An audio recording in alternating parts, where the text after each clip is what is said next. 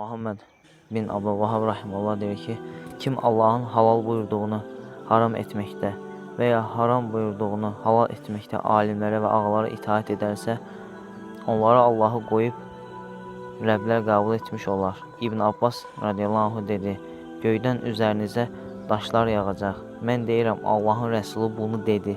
Siz isə bunu Əbu Bəkir və ya Ömər dedi deyə sual verirsiniz. İmam Əhməd rahimehullah dedi, məni rəvayət zəncirini və onun səhliyini bilən insanlara heyrət edirəm və onlar Süfyanın rəyi ilə gedirlər.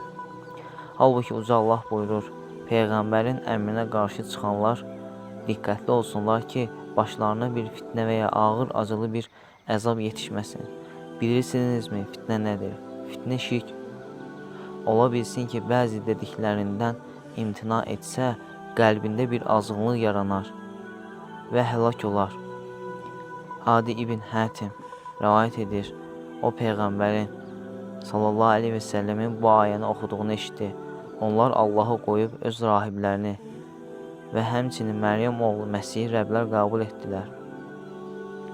Onlara ancaq bir olan Allaha ibadət etmək əmr olundu.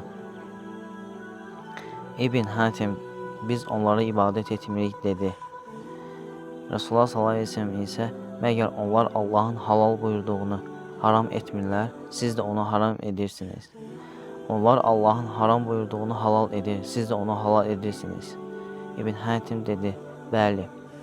Resulullah sallallahu aleyhi ve sellem dedi, bu onların ibadətidir. Əhməd və Tirmizi rivayət etmişdir.